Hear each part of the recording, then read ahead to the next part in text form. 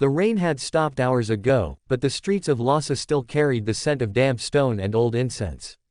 Hidden deep within the ancient heart of Tibet, the Namgyal Monastery stood like a silent witness to secrets buried for centuries. Inside its labyrinth of chambers, Dr. Arman Khanna, an archaeologist obsessed with forbidden history, ran his fingers across a brittle parchment that trembled under the faint light of an oil lamp. He had been granted rare access to the monastery's private archives, a privilege extended to only a handful of outsiders in centuries. It wasn't random luck. Arman had spent the last decade chasing whispers about Shambhala, the legendary hidden kingdom said to hold the secrets of eternal life, advanced energy, and knowledge lost to mankind. Most scholars dismissed it as a spiritual metaphor, but Arman had long suspected there was more, that somewhere, beneath layers of myth, lay a real place. Tonight, he had proof. The parchment before him was unlike anything he had ever seen. At first glance, it appeared to be a fragmented star chart, faded and damaged by time. But as Arman carefully brushed away the dust, strange geometric patterns emerged, intersecting with coordinates written in an ancient form of Sanskrit rarely used after the 9th century. A series of concentric circles radiated outward, each marked with symbols that matched descriptions he had previously seen in the Kalachakra Tantra, a Buddhist manuscript known to hold mystical references to Shambhala.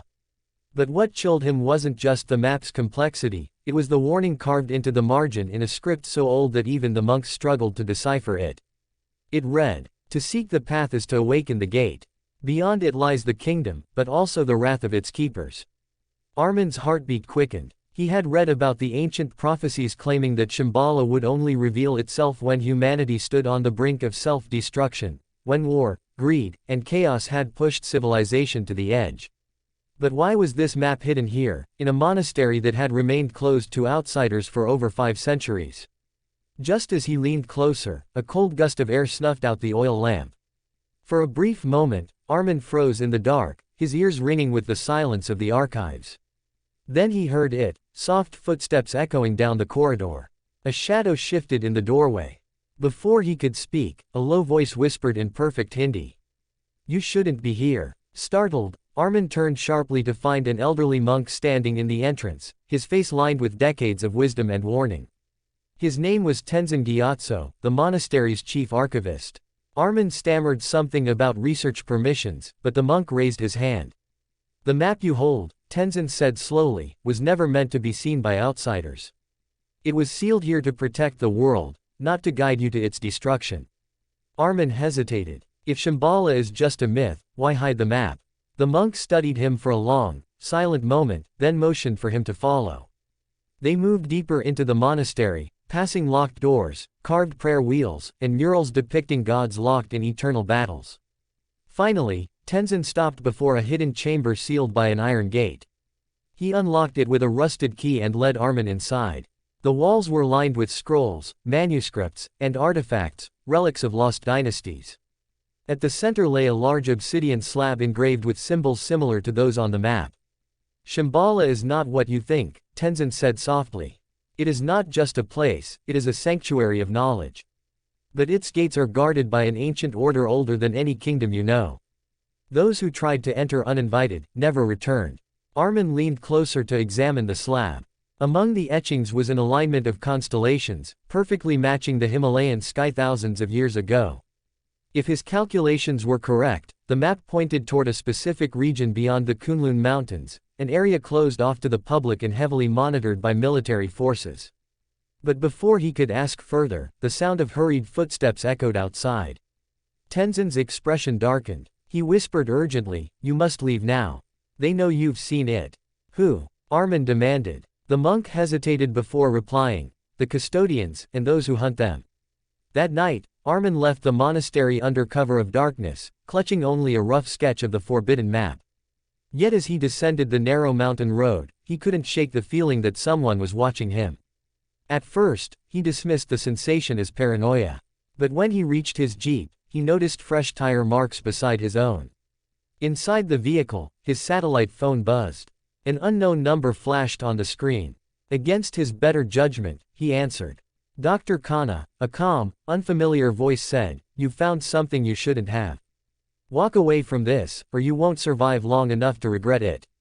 The line went dead. By morning, Armin was back in New Delhi, locked in his apartment, comparing his sketch of the map against digitized satellite images. The coordinates aligned almost perfectly with a restricted zone on the Chinese-Tibetan border, a place where multiple expeditions had mysteriously vanished over the last 50 years. Curiously, the area was also rumored to be a testing ground for advanced energy experiments conducted in secrecy by multiple governments. As he dug deeper, Armin stumbled upon an obscure 1947 CIA document declassified just years ago. It referenced something called Project Shambhala, an operation aimed at locating an ancient energy source of non-terrestrial origin. But the file was heavily redacted, entire pages blacked out. The little he could read described a hidden network of tunnels beneath the Himalayas, and contact with unknown monastic orders guarding advanced technology. Suddenly, everything connected: the monks, the forbidden map, the government cover-ups. Someone else was already searching for Shambhala, and they were willing to kill to keep it secret. Armin knew he couldn't turn back now. He booked a one-way ticket to Kathmandu, where he planned to assemble a small team for an expedition into the restricted mountains. But as he prepared to leave, an encrypted email appeared in his inbox from an address he didn't recognize. It contained just one sentence: "You're not the only one holding the map." The chill of the Himalayan winds cut deep into Armin's face as he stepped out of Tribhuvan International Airport in Kathmandu.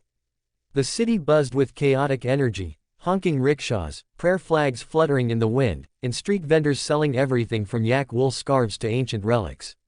But Armin wasn't here for souvenirs. Every second mattered now. He knew he wasn't the only one holding a map to Shambhala, and whoever else had it was already several steps ahead.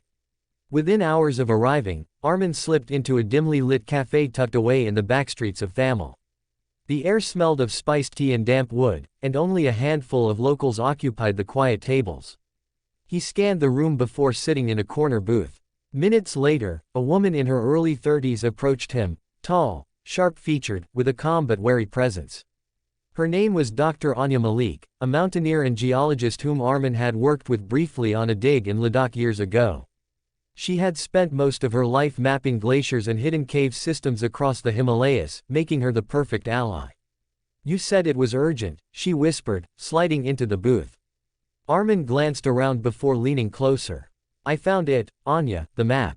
The real one." Her expression remained unreadable, though her fingers tightened around the edge of the table. "I thought you gave up on Shambhala years ago." "I did," he replied, lowering his voice. "But this isn't just folklore anymore. There's a location, specific coordinates beyond the Kunlun Mountains, deep inside a restricted zone. The monastery was hiding it all along." Anya shook her head slowly. "You realize what you're saying? That's Chinese military territory. Even if we get close, we won't make it out alive." "That's why I need you," Armin said firmly. "I've seen the terrain. There are ancient cave networks beneath those mountains. If we can find the entrance before they do, we won't have to face the patrols." Before she could respond, a man in his 40s approached their table. Stocky, broad-shouldered, and wearing an old leather jacket, he carried himself like someone who had seen war up close. Armin introduced him as Samir Rao, an ex-intelligence officer turned field survival expert. "Is this about what I think it's about?" Samir muttered, sliding into the booth without waiting for permission. Armin nodded slightly. Samir let out a dry laugh. "I warned you years ago, Kana. Some doors aren't meant to be opened. But if you're going, you'll need me." The three sat in silence for a moment as the weight of their decision settled over them. Outside, prayer bells chimed in the cold wind. By nightfall, Armin's makeshift expedition team was set. Supplies were bought, forged permits were arranged, and satellite tracking devices were calibrated.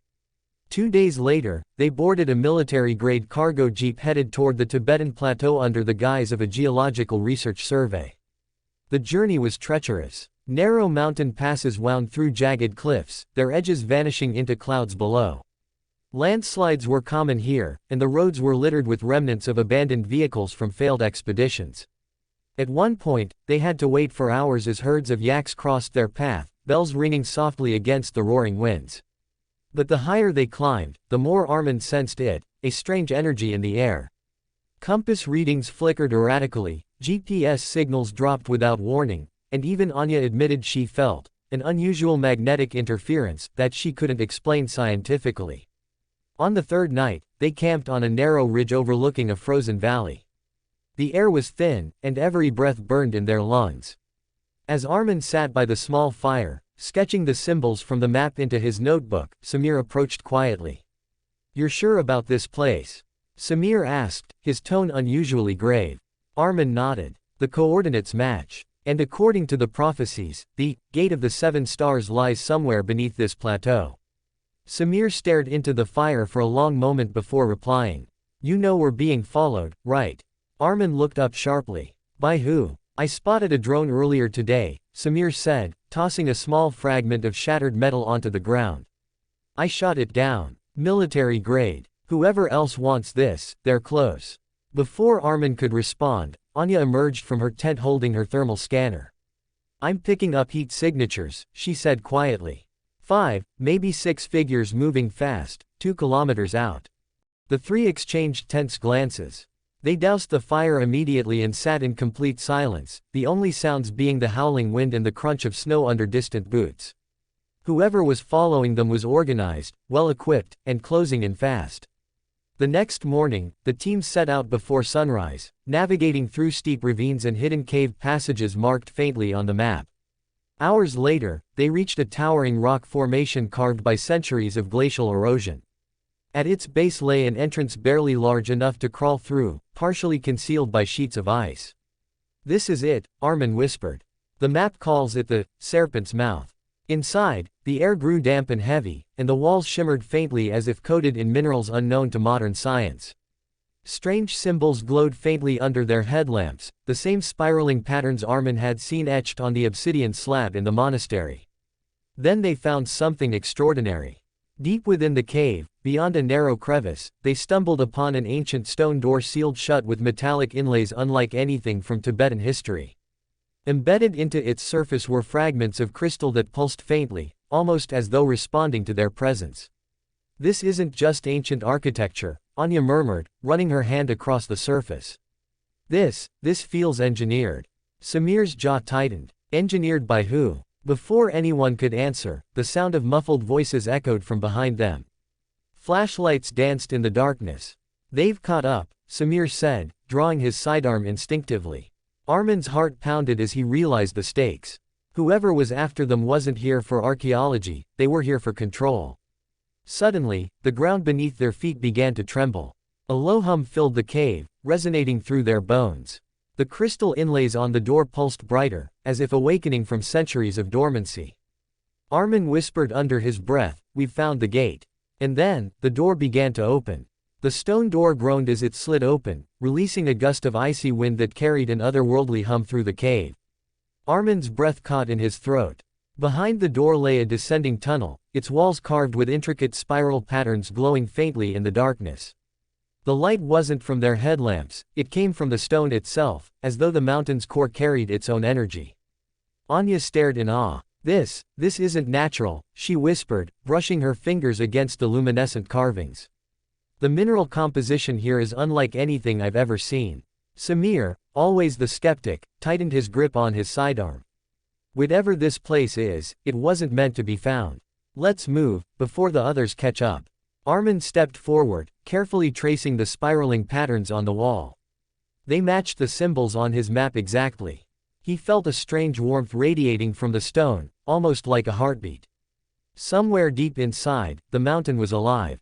The tunnel sloped downward for what felt like hours. The deeper they went, the warmer the air became, shifting from icy cold to an almost humid heaviness. Strange currents of wind whispered through the passages, carrying distant echoes, chants, perhaps, or the illusion of them. At one point, the passage split into 3 forks, each marked with ancient symbols. Armin stopped, scanning the markings carefully. The map had hinted at this: choose the path of the rising sun, for the others lead to eternal sleep. He pointed toward the rightmost tunnel. "This one," he said firmly. Samir hesitated. "You sure?" "Positive," Armin replied. "The others are traps." As they moved forward, the stone beneath their boots gave way to smooth black tiles. Anya crouched to examine them. "Obsidian," she muttered. "But these cuts are too precise." This was engineered with tools far beyond anything this region should have had thousands of years ago. Samir grunted. So, what are we saying here? That an ancient civilization built a power source hidden inside a mountain and left a glowing map for us to follow. Great. Makes perfect sense. Not a civilization, Armin whispered, his voice trembling slightly. A sanctuary. A refuge for knowledge too dangerous to exist above ground. Hours later, they reached a vast underground chamber. The ceiling stretched so high it disappeared into darkness, supported by colossal pillars carved with swirling constellations. At the center of the room lay a massive circular platform engraved with 7 concentric rings, each etched with glowing symbols. Armin stepped cautiously onto the platform. As soon as his boots touched the inner circle, the rings began to rotate slowly, their engravings aligning with one another. A low hum reverberated through the chamber, and streams of faint light shot across the walls like veins awakening after centuries of dormancy. Anya gasped. This entire place, it's reacting to you. Not me, Armin said, staring at the rings beneath his feet. The map. It's some kind of key. Suddenly, a sharp sound echoed behind them, the click of boots against stone. Flashlights pierced the darkness. Samir raised his weapon instinctively, pulling Armin and Anya behind one of the pillars. A team of 6 figures, dressed in black tactical gear, emerged from the shadows, their insignias unfamiliar. At their center stood a tall man with a cold, calculating gaze. Dr. Khanna, the man said in perfect Hindi, his voice carrying across the chamber. Hand over the map. Armin stepped out slowly, his hands raised slightly. Who are you? The man smiled faintly. A custodian of truth, he replied cryptically. This knowledge doesn't belong to you. Walk away, and I'll let you live. Samir muttered under his breath, yeah, I'm sure he means that. The air grew tense. The hum from the platform intensified, and the carvings on the walls began glowing brighter, as though sensing the confrontation. Then, without warning, the floor beneath them shifted. The rotating rings aligned perfectly, and the central platform descended rapidly like an elevator, carrying Armin, Anya, and Samir into the depths below. Gunfire erupted above, but within seconds, they were swallowed by darkness. When the platform came to a halt, they found themselves in a narrow passage lit by an eerie, pulsating glow.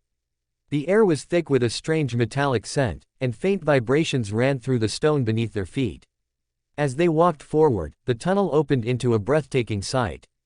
A colossal underground city, carved entirely into the mountain itself.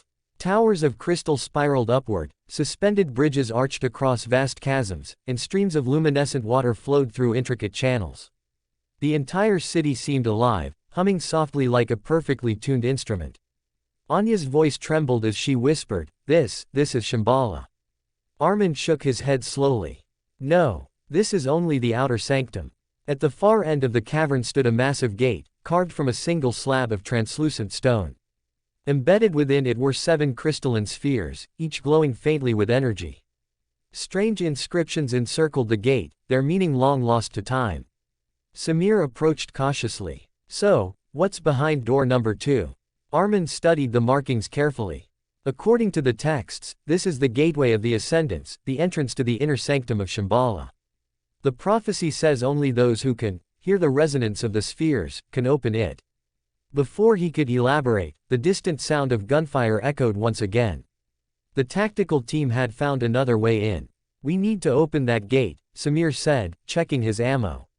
Now, Armin placed his hands on the glowing spheres, trying to recall the patterns from the monastery manuscripts. As he touched the first sphere, a deep, resonant tone filled the cavern. One by one, he activated the others, each producing a different frequency. When the tones harmonized perfectly, the gate began to tremble. Then, slowly, it opened, revealing a spiraling staircase leading deeper into the earth. But before they could descend, the tactical team arrived. A firefight erupted within the chamber, bullets ricocheting off the crystalline walls. Armin ducked behind a pillar, shielding Anya while Samir returned fire with precision. The tall man from earlier stepped forward, unfazed by the chaos. You don't understand what you're unlocking, he shouted. The knowledge here isn't meant for mankind. It's a weapon. Armin yelled back, or it's salvation. In that moment, the ground began to quake violently. Cracks snaked across the chamber floor, and the humming of the city intensified to a deafening roar. The ancient mechanisms had been activated, and the entire underground complex was awakening after centuries of silence. The man in black gave one last warning: "You're too late, Kana. Once the ascendant gate fully opens, there's no turning back." The gate groaned louder, light spilling from its edges like liquid fire. Armin turned to Anya and Samir, his voice steady despite the chaos.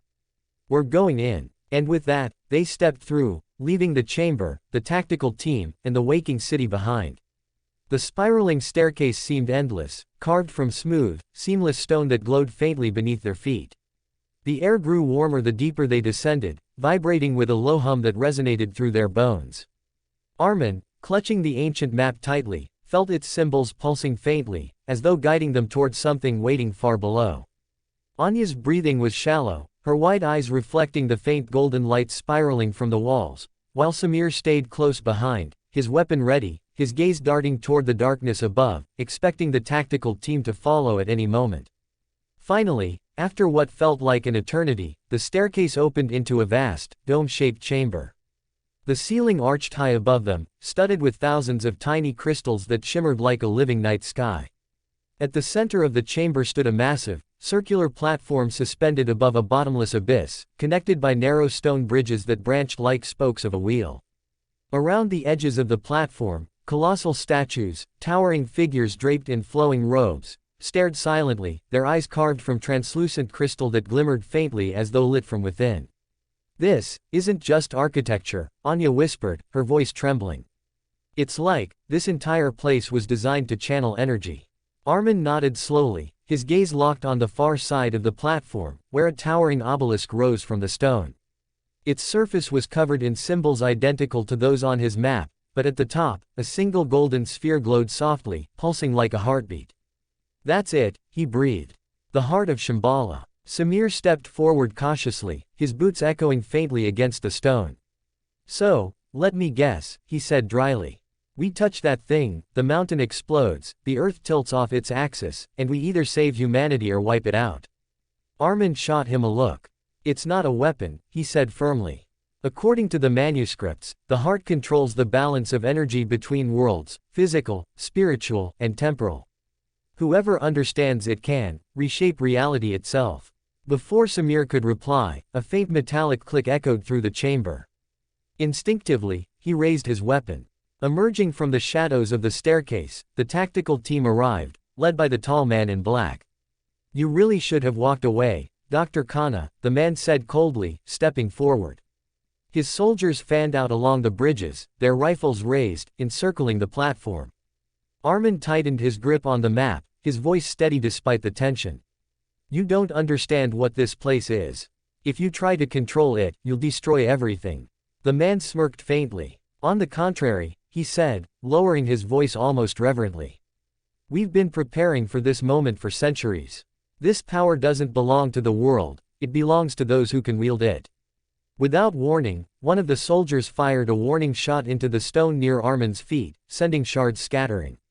Samir returned fire instantly, diving behind a statue, and chaos erupted across the chamber.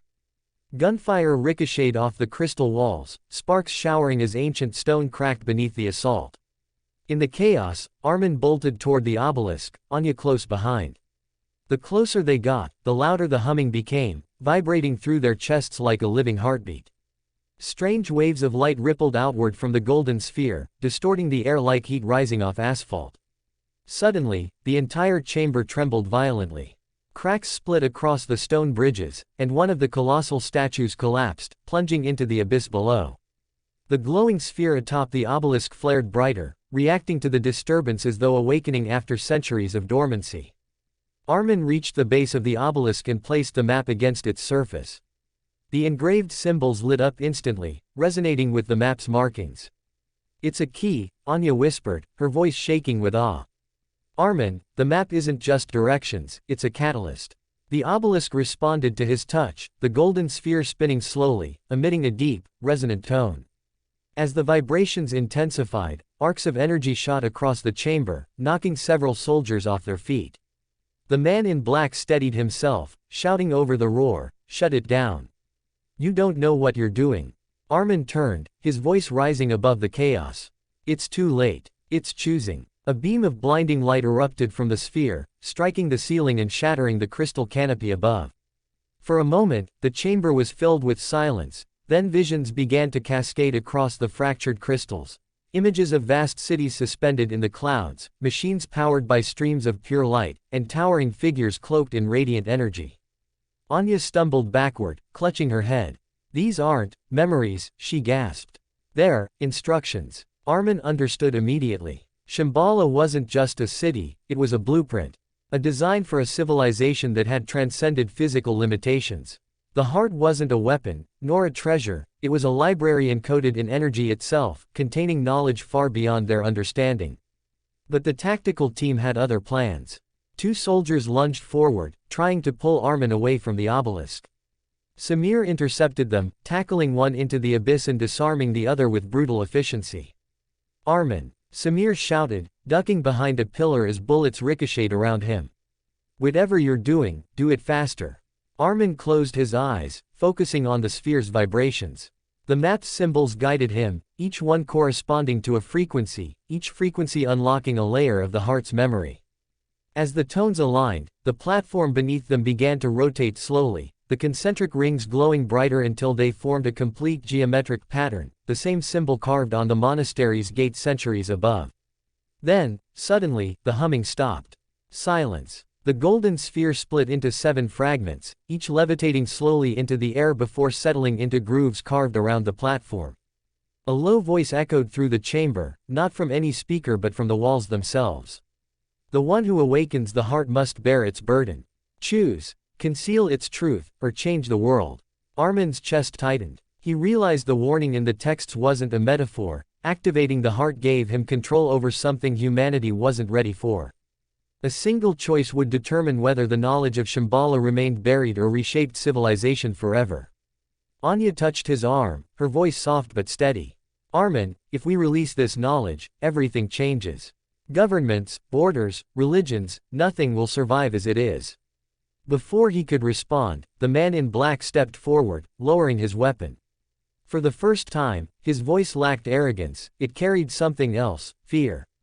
"Listen to me," he said urgently. "We've studied this longer than you can imagine. The last time the heart was activated, the world burned. Entire civilizations were erased. That's why Shambhala was hidden, to protect us from ourselves." Armin hesitated, torn between awe and dread. His fingers hovered over the sphere's fragments, knowing that whatever decision he made was irreversible.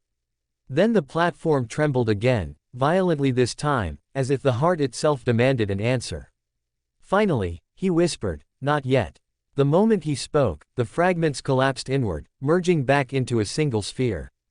Its glow dimmed, and the humming faded into silence once more. The chamber stilled. The energy subsided. The man in black lowered his weapon, nodding slightly in silent acknowledgement. Samir exhaled deeply, wiping sweat from his brow. "So, we came all this way to not change the world." Armin stared at the dormant heart, his voice distant. "Not today," he murmured. "But one day, someone will." As they ascended the staircase, leaving the sanctum behind, the map in Armin's hand faded, its symbols vanishing as though its purpose had been fulfilled. But deep beneath the mountain, the golden sphere pulsed faintly once more, waiting.